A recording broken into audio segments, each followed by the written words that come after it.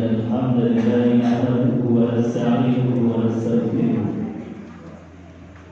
ونعوذ بالله من شرور أنفسنا وسيئات أعمالنا من يهده الله فلا مضل له ومن يضلل فلا هادي له أشهد أن لا إله إلا الله وأشهد أن محمدا عبده ورسوله اللهم صل وسلم على سيدنا محمد وعلى آله وصحبه أجمعين وارضنا عنهم برحمتك يا أرحم الراحمين فيا أيها الحاضرون أوصيكم ونفسي بتقوى الله فقد فاز فوزا عظيما كما قال الله تعالى في كتابه الكريم وهو أسلم القائلين أعوذ بالله السميع العليم من الشيطان الرجيم بسم الله الرحمن الرحيم يا أيها الذين آمنوا اتقوا الله حق تقاته ولا تموتن إلا وأنتم مسلمون وقال أيضا إنا فتحنا لك فتحا مبينا ليغفر لك الله ما تقدم من ذنبك وما تأخر ويتم نعمته عليك ويهديك صراطا مستقيما صدق الله العظيم وصدق رسوله الكريم ونحن على ذلك من الشاهدين والحمد لله رب العالمين. Hadirin jemaah sidang surat Jumat rahimahullah. Di awal khutbah ini Khatib tidak henti-hentinya untuk berwasiat baik untuk diri Khatib maupun untuk jemaah sekalian. Marilah kita tingkatkan kualitas iman takwa kita kepada Allah Subhanahu wa taala. Tentu iman dan takwa adalah makna dan arti yang sebenar-benarnya, yaitu imtithalul awamir wa ijtinabun nawahi, menjalankan yang diperintahkan Allah dan menjauhi apa yang dilarang oleh Allah Subhanahu wa taala. Maka rasanya cukup berbangga dan kita bersyukur kepada Allah ketika saat ini ditakdir untuk bisa melangkahkan kaki kita bersimpul di hadapan Allah, memenuhi undangannya melaksanakan sholat Jumat berjamaah. Itu artinya sekarang kita menjadi manusia paripurna yang pasti akan dijanjikan dengan surganya Allah Subhanahu wa taala. Amin ya rabbal alamin. Karenanya mari kita jaga iman takwa ini sampai akhir hayat sehingga suatu waktu kita dipanggil oleh Allah dalam keadaan husnul khatimah. Amin ya rabbal alamin. Hadirin jemaah yang dimuliakan Allah, di bulan Agustus ini kita sebagai bangsa, kalau melihat dari apa yang ada di dalam media sosial, itu algoritma menyampaikan bahwasanya kalimat dan kata terbanyak di bulan ini adalah kata dan kalimat merdeka atau kemerdekaan. Barangkali wajar kita sebagai bangsa Indonesia dalam mengapresiasi atas kemerdekaan yang Allah berikan kepada kita, kemudian kita banyak menulis dan banyak menyebut kata itu di dalam bulan penyambutan kemerdekaan kita sebagai bangsa. Itu bagian dari rasa syukur kita. Karena kalau kita mensyukuri apa yang telah diberikan oleh Allah Subhanahu wa taala, nikmat dari Allah, maka rumus dari Allah la azidannakum, pasti nikmatnya akan ditambahkan. Tetapi kalimat itu juga itu bisa kita maknai dengan kewaspadaan. Karena satu kata bisa bermakna sesuatu yang menjadi motivasi, menjadi doa, tetapi sekaligus kata itu juga bisa menjadi racun, bisa menjadi kalimat yang meninabubukan kita. Ketika di mana-mana dipekikkan merdeka-merdeka, seolah alam bawah sadar kita kemudian dibawa bahwa kita ini telah merdeka. Tetapi apakah betul-betul kita ini telah merdeka atau belum? Ini harus kita selalu update, selalu evaluasi. Betulkah kita ini sebagai bangsa telah merdeka atau belum? Maka barangkali satu ukuran kemerdekaan ini yang paling presisi adalah ukuran dari Al-Qur'anul Karim. Ukuran yang disampaikan oleh Allah Subhanahu wa taala, apakah seseorang atau suatu bangsa itu sudah merdeka atau belum. Jadi sekali lagi sebagai bahan introspeksi mengukur kalimat merdeka atau belum, ini dari ukuran Al-Qur'anul Karim, karena ukuran Quran sekali lagi sangat-sangat presisi. Kata Allah Subhanahu wa taala, "Wa in qulna dkhulu hadhil qaryah faqulu minha haythu syi'tum ragadan wadkhulul bab sujada wa qulu hitatun naghfir lakum khatayakum wa sanazidul muhsinin." Kata Allah Subhanahu wa taala, memang ayat ini itu ditujukan kepada kaum Bani Israel ketika kaum Bani Israel ini diberikan kemerdekaan oleh Allah Subhanahu wa taala atas sebuah wilayah.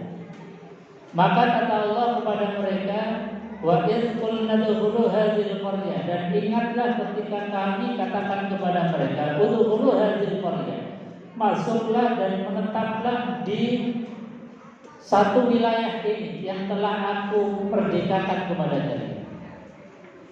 Artinya apa? Bahwa kita ini yang telah diberikan oleh Allah tanah perdikan namanya bangsa Indonesia, maka harus kita jaga dengan baik. Syaratnya adalah udkhulu hadhil qaryah. Satu adalah kita harus berdaulat di dalam mengelola negeri dan bangsa kita ini. Kita harus berdaulat. Kemudian agar kita tetap dalam keadaan berdaulat dan merdeka, kata Allah Subhanahu wa taala, fakulu minha. Syarat pertama adalah makanlah dari apa yang telah aku merdekakan dari wilayah ini. Artinya bahwasanya ketika kita ini diberikan oleh Allah satu wilayah yang gemahribah loh jinawi, kita harus bisa mandiri khususnya di dalam masalah makan. Jadi kata Allah, fakulu minha, syarat kalian ini bisa merdeka, kalian harus bisa mandiri dalam hal ketahanan pangan. Jangan sampai kalian dalam masalah makan, minum itu masih membutuhkan atau diekspor dari bangsa lain, ketergantungan kepada bangsa lain. Kalau sesuatu hal yang paling mendasar ini masih tergantung dengan bangsa lain, jangankan merdeka. Kita petikan merdeka itu hanya laksana racun belaka yang meninabubukan kita. Makanya sekali lagi rumusnya, kuncinya sebuah bangsa itu merdeka harus mandiri. Khususnya adalah basic need, kebutuhan dasar kita, makan, minum. Jangan sampai kemudian kita mengandalkan daripada bangsa lain. Apalagi kita yang diberikan oleh Allah Subhanahu wa taala yang subur makmur tanahnya. Andai kata tongkat itu ditancapkan saja bisa menjadi sumber pangan bagi kita. Kok sampai misalnya beras impor, brambang impor, ataupun yang lain semuanya impor, maka kita ini berarti belum mensyukuri apa yang telah Allah berikan kepada kita. Para ulama mengatakan bahwasanya memang yang disampaikan oleh Allah adalah fakulu minha, tentang makan dan minum. Tetapi kata para ulama adalah yang dimaksud satu, tetapi Allah Subhanahu wa taala menyampaikan bahwasanya bukan hanya sekedar makan dan minum saja, tetapi kebutuhan dasar di dalam bernegara kita harus mandiri. Mandiri energi, mandiri pangan, mandiri secara keamanan alutsistanya kita, mandiri secara budaya kita. Sekali lagi, kalau kita ini tidak bisa mandiri dalam kebutuhan dasar sebagai bangsa, maka jangan harap kita ini menjadi bangsa yang merdeka. Maka ukuran kemerdekaan kita ini harus kita evaluasi kembali. Betulkah kita ini sudah merdeka atau belum? Hadirin jemaah yang dimuliakan Allah. Karena kemerdekaan ini sejatinya anugerah yang besar dari Allah Subhanahu wa taala. Allah sampaikan, inna fatahna laka fathan mubina liyaghfira lakallahu ma taqaddama min dhanbika wa ma ta'akhkhar wa yutimma ni'matahu 'alaik wa yahdiyaka siratan mustaqim. Kata Allah, ayat ini turun berkaitan dengan kemerdekaan kota suci Mekah yang dulunya dikuasai oleh orang-orang kafir Mekah, kemudian saat itu Fathu Mekah, merdeka dalam kekuasaan kaum muslimin, dalam kekuasaan baginda Rasulullah SAW. Maka Allah katakan, inna fatahna laka fathan mubina. Sesungguhnya kami telah berikan kepada kalian kaum muslimin fathan mubina, kemerdekaan yang nyata.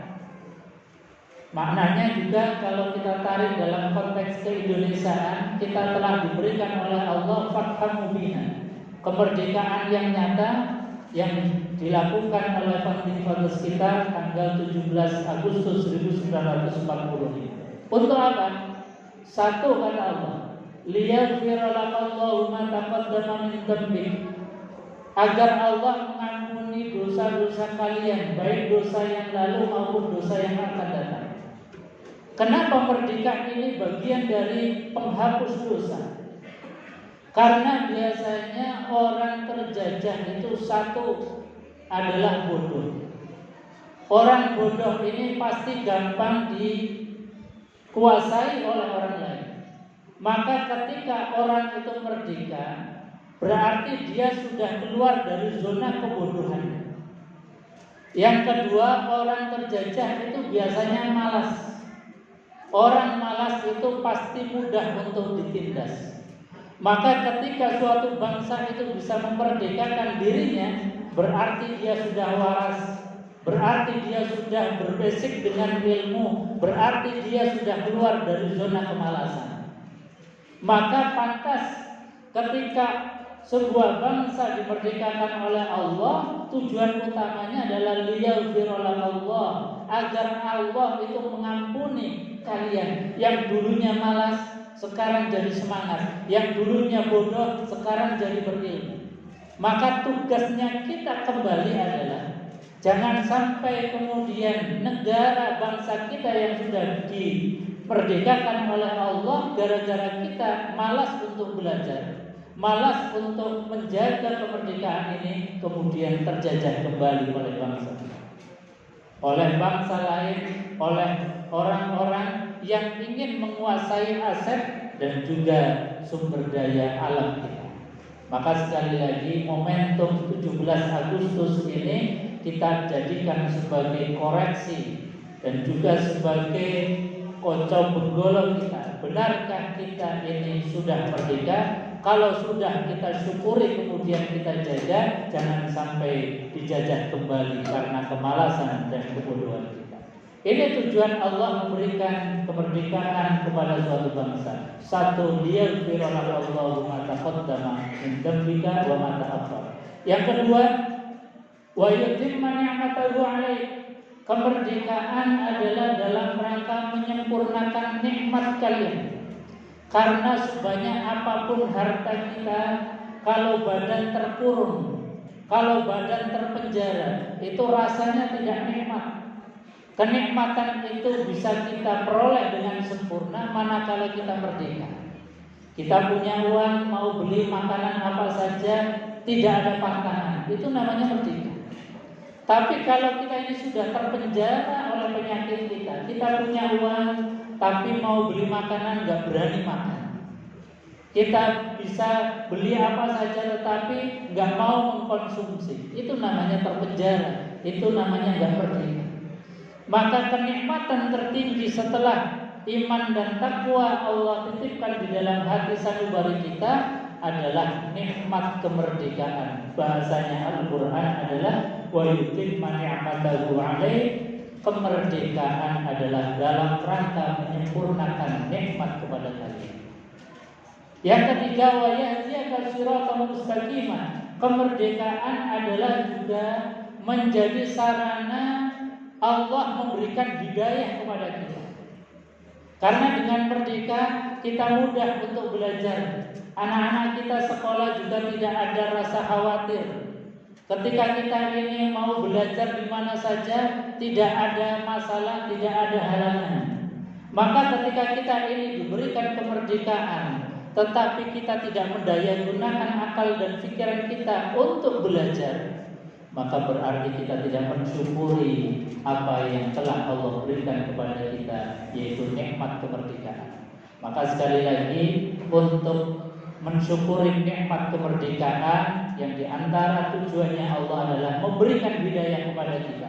Bagaimana mungkin kita akan bisa mendapatkan hidayah petunjuk tanpa kita belajar? Oleh karenanya, mari kita jadikan nikmat kemerdekaan ini untuk selalu belajar terus-menerus. Jangan pernah berhenti dan jangan pernah merasa cukup terhadap ilmu-ilmu dari Allah Subhanahu wa Ta'ala, khususnya belajar Al-Quran, khususnya belajar tentang syariat-syariat yang dibawa oleh baginda Rasulullah SAW. Mudah-mudahan kita yang hadir di majelis ini termasuk orang-orang yang dimerdekakan oleh Allah Subhanahu wa Ta'ala zahiran wa batinan, sehingga kita akan terus-menerus diberikan nikmat tanpa henti oleh Allah. Amin ya rabbal alamin. A'udzu billahi samil alim minasyaitonir rajim. Bismillahirrahmanirrahim. Wal 'asri innal insana lafi khusrin illa alladziina aamanu wa 'amilus shalihaati wa tawassaw bil haqq wa tawassaw bis sabr wa qul rabbi ighfir warham wa anta khairur rahimin.